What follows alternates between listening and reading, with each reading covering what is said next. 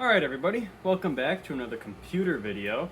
Now what's sitting behind me is another interwebs find. It should be, in the box, a Micron Millenia. Yes, that Micron. It should have one disk drive in it. Should have a Pentium running at 200 megahertz. Should have a 340 megabyte hard drive. Yes, 340 megabytes, that's all there is.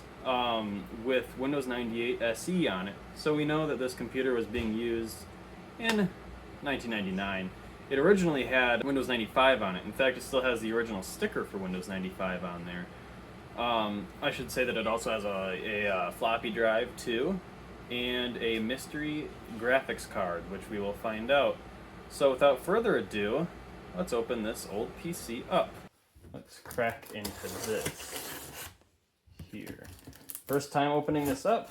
I know that on the Goodwill PC it was pretty rattled around, and this feels like it was packed even thinner than that one. Make sure that there's no invoice in there to dox myself.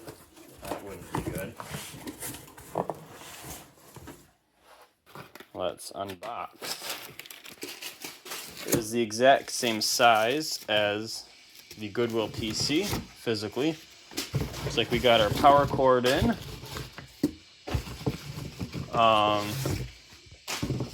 Just a generic C13 cable. Doesn't look original, but I could be wrong. Move all this junk over here, and then lift it out. All right, so let's go a little deeper on this.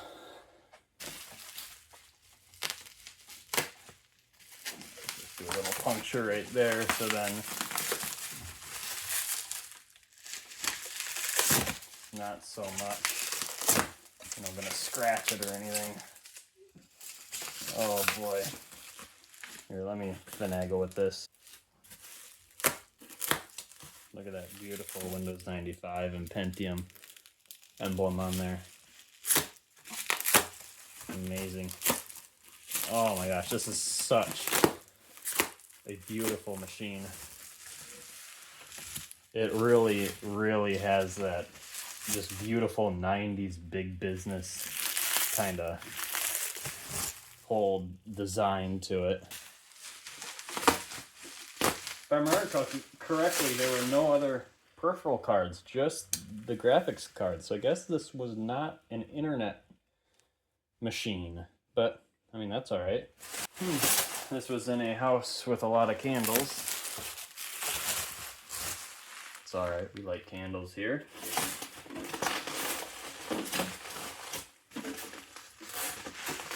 Not quite as candly as an old TV from the 60s that I bought, which still probably smells like candles 4.5 years later. But look at this. It is out.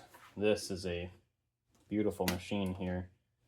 Power button, a reset button, Microsoft Windows 95, Intel Pentium, just a Pentium processor.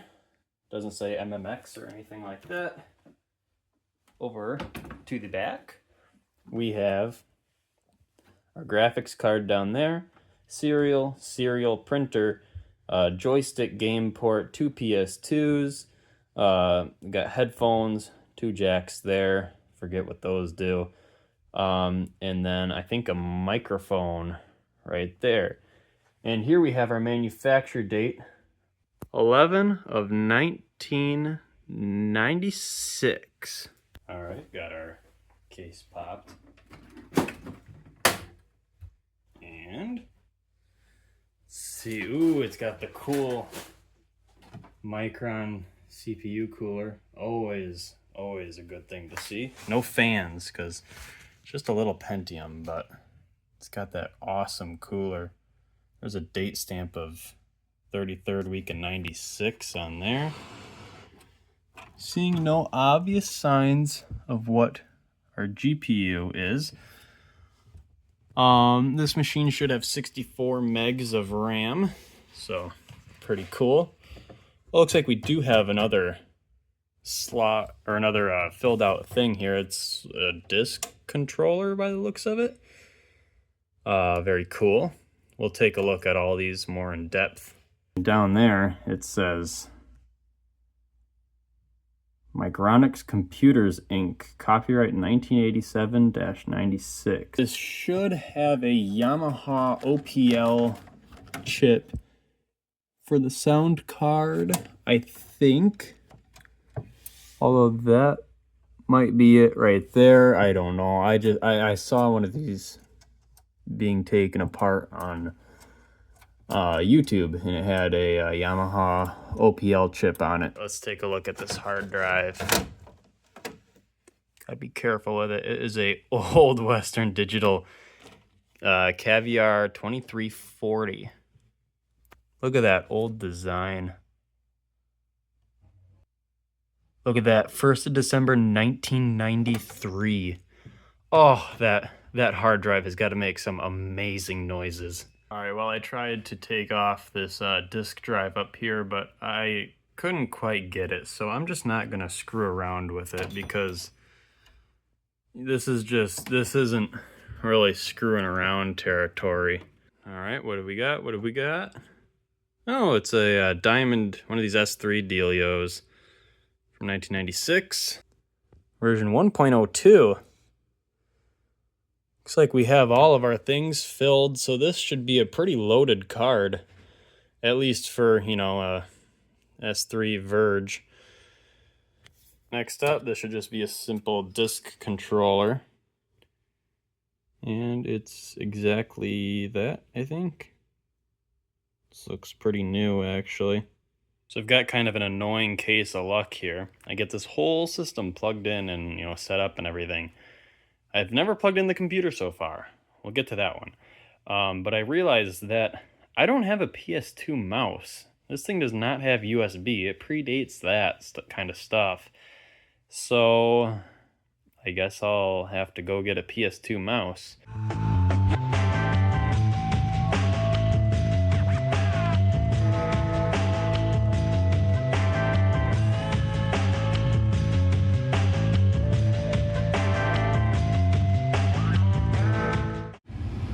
Well, PS2 mouse scored. The tag was ripped off. They only charged me $1.95 for it, which is about right.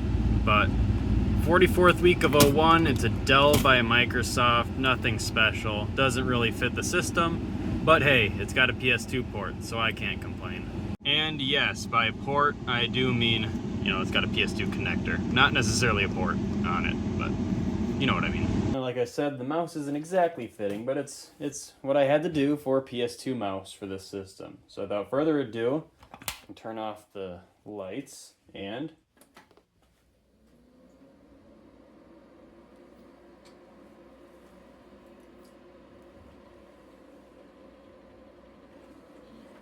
oh yeah, that hard drive sounds beautiful.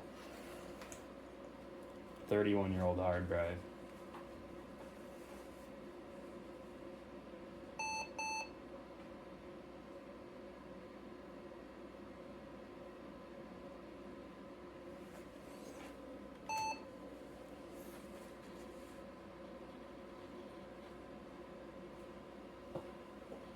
Microsoft Windows 98. This monitor is doing the same thing it did on the other system, so it's a monitor issue, not a computer issue.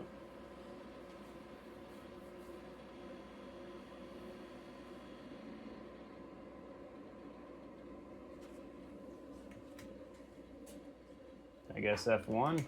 Come on, there you go.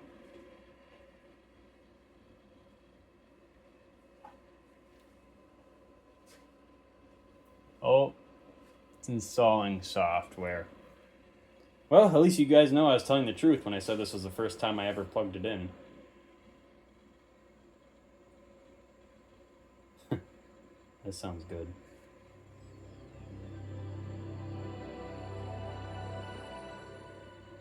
There's our startup sound. Beautiful. And hey, our mouse works. Awesome. See if there's anything not really anything in the documents folder. All fine and dandy. Programs, we got MS-DOS on there, of course, because this is a DOS version of Windows built upon DOS. We got AOL, AT&T, WorldNet Service, CompuServe, and Prodigy Internet. So I guess maybe they were browsing the, or surfing the web on this. This would have originally had a dial-up modem in it. I could put a modem in it if I wanted to, but I don't really want to. I just want to keep this thing how it is because it works right now, and that's what counts. And eventually, this monitor squealing will go away. I'm going to open up my computer. There's floppy. There's C drive. There's D drive. Let's see if we can do properties on there. CD-ROM in the FAT format. Let's look at our C drive properties, and we have 113 megabytes free. Wow.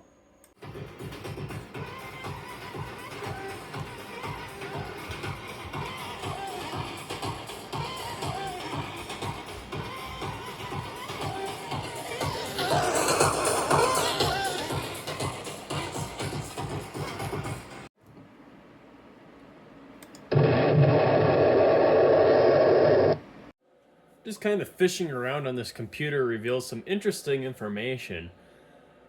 Our built-in sound card here is a Creative Sound Blaster 16. Our mini device, well, uses a Sound Blaster. I don't know what our mixer device is. Oh, it's just a Sound Blaster. Kind of just interesting to play around with. Pioneer Laserdisc device. God, I wish. VCR device. Wow. You were living pretty good back in the 90s with this computer, because it has a 54 times CD-ROM drive on it, which was pretty snazzy back in the 1990s. It is a little skimpy on the RAM and the hard drive, but I mean, I can get past that, and those can both be upgradable. I don't know if I'll do that, but this was a pretty alright machine for back in the day.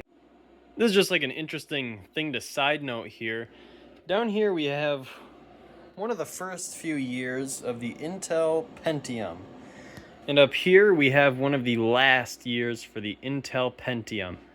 These two have the same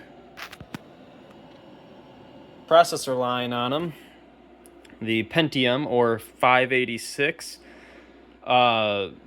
This computer was manufactured in 2021. They discontinued the Pentium in 2023, I believe.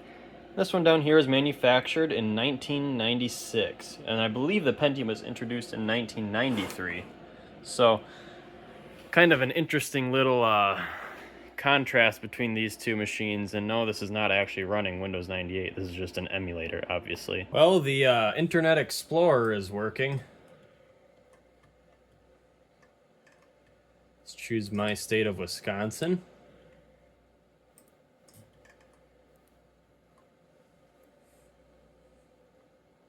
Now I have to tell the truth here, and no, Internet Explorer is not working, but it's just a CD-ROM that I popped in, and it opened up a .htm in Internet Explorer, but this is not a website. This is just using Internet Explorer to view a program.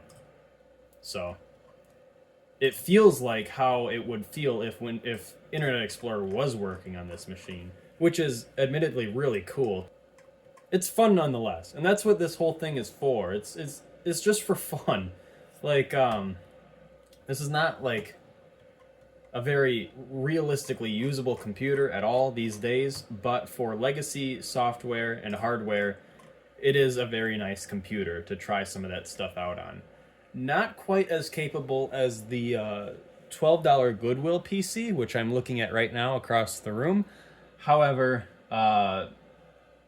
for, you know, real old programs from the MS-DOS era, this is what you want right here, a capable MS-DOS machine. not DOS/Windows, because this version of Windows is built on DOS. And this is what it looks like when you open up that program. I just thought it's kind of cool. It opens MS-DOS and then it opens Internet Explorer. So some things that I have gotten for this computer, whether that be like acquired them or just kind of repurposed them for this machine, are a bunch of blank CDs, which will be nice because this has no USB ports, and a bunch of blank floppies. These I got from my work. They're going to be thrown away. And they are all there except for one neon green one. If you look, there's 4 neon green ones on this side and 3 on this side. Other than that, they're all there, and I even get the little label book so I can put labels on there. So, yeah, that'll be kind of nice. I'm not super acquainted with MS-DOS, but I do have 2 DOS machines from the 1980s, and I've kind of started to use them a little bit here and there. I know how to search through files and folders on DOS, but I could really use some help. Yes, let's see what's new in MS-DOS version 6.22. I like how they're bragging about how they are using commas now in numbers on MS-DOS version 6.22.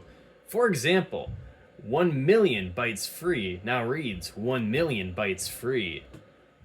Awesome. This is truly, totally radical, dude. Well, it's a few days later. Actually, probably more like several days later. Probably like 5 or 6 days. And I've become pretty well acquainted with this computer. However, I haven't really gotten to push it yet, like how I could with the Goodwill PC. And that's because of that hard drive. That hard drive only has 110 megabytes left on it. And it was only a 340 megabyte hard drive to begin with. So, I mean, there's not a whole lot you can do with it other than just, mess around on the operating system, which is fun, But I do have an 80 gigabyte IDE drive just kind of laying around, but that's a lot for Windows 98 SE. I think that probably like 8 or 6 gigabytes should be fine for 98 SE. Load some games on it, play some games, that kind of stuff. Because all the games that I have, they just try to download, and you can't really play them without downloading. It was fun to try to use, or not really try to use, but get to use Internet Explorer, even though it's not actually connecting to the internet. You still got to play around with the UI, which was kind of cool. I really enjoyed that. Overall, this is just kind of a decent machine for what it is. It's old, so it's not going to even run some of the more advanced games of the 90s. Like, you're not going to be able to run Half-Life on this or anything like that. It's just too skimpy in the RAM, and obviously the hard drive, and probably the processor as well. Those old Pentiums, they're good processors for what they are, but they are old processors. But Windows 95 era games, those should run great on here once storage is expanded. So yeah, it's not quite as much of a beast as the Goodwill PC was, but that's okay. I mean, the Goodwill PC was a pretty nice computer, and it's several years newer. It's an 01, and it had been upgraded through the years. So yeah. Anyways, I want to thank you for watching. I hope you enjoyed kind of another little computer adventure like how the Goodwill PC was. And I hope to see you again. So, yeah. Yeah, oh, they want it bad. Watch it fizz.